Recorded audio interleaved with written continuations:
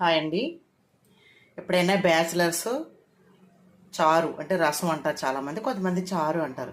చారు పెట్టుకోవాలనుకున్నప్పుడు మీరు ఏం చేస్తారంటే చక్కగా ఒక 6గురు ఉన్నారనుకోండి, ఒక గిన్నె లీటర్ గిన్నె తీసుకోండి.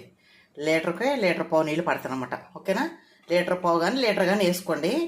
తీసుకున్న తర్వాత ఇదిగోండి కొంచెం ఇలా చేతితో పట్టుకుంటే సరిపోద్ది. చిన్న పావు స్పూన్ కారం వేసుకోండి కొద్దిగా.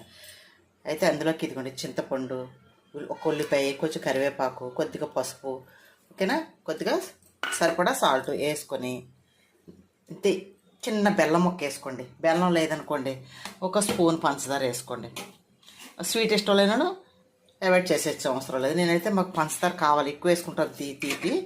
బెల్లం లేదు కాబట్టి పంచదార వేసాను. వేసుకొని ఏమీ లేదండి, సింపుల్గా మరగబెట్టేసుకోవడం ఇది. ఒక 5 నిమిషాలు ఐలో పెట్టి లేదా 4 నిమిషాలు ఫుల్గా మరగనిచ్చి సిమ్లో 1 నిమిషం మరగబెట్టి పోపు వేసేసుకోవాలా. పోపు కూడా చూపిస్తాను మీకే. బ్యాచిలర్స్ సింపుల్గా పెట్టుకోండి రసం కావాలనుకున్నప్పుడు. నేను చూడండి, ఒక పక్కన చికెన్ ఫ్రై అవుతుందో దీంట్లో నంచుకోవడానికి రసంలోకి చికెన్ ఫ్రై అనమాట. అందుకనేసి నేను రసం పెడుతున్నా. ఓకేనా? మీరు కూడా ఇలా ట్రై చేయండి. ఒకసారి చూడండి, ఏం తక్కువ అవుతుందో ఏం ఎక్కువ అవుతుందో మీకు అర్థమవుతుంది. చింతపండు ఇంత చింతపండు, పెద్ద నిమ్మకాయ ఎంత ఉంటుంది అంత చింతపండు నీటిలో వేసుకొని కొంచెం మనం ఇలా అనేస్తే ఈ పులుపు అనేది ఇందులో దిగిపోతుంది. ఓకేనా? కొంతమంది అసలు చింతపండు కొద్దిగా వేస్తారు, కానీ చారు అనేది కొంచెం పులుపు ఉంటేనే బాగుంటుంది. దాని తగ్గ స్వీట్ కొంచెం బెల్లం ముక్క. బెల్లం ఇష్టం లేని మానేసుకోండి. ఓకేనా? రసం ఇలా పెట్టుకోవాలి. దీన్ని బాగా మరగబెట్టిన తర్వాత పోపు వేయడం కూడా మీకు చూపిస్తాను. ఓకేనా? బ్యాచిలర్స్ కానీ కొత్తగా పెళ్ళైన వాళ్ళు కానీ సింపుల్గా రసం పెట్టుకోవాలంటే ఇలా చేయాలి. తర్వాత ఈ రసం తాగడం వల్ల హెల్త్కి మంచిది. ఓకేనా?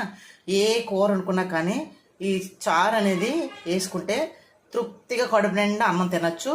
తర్వాత హెల్త్కి కూడా చాలా మంచిది. ఓకేనా?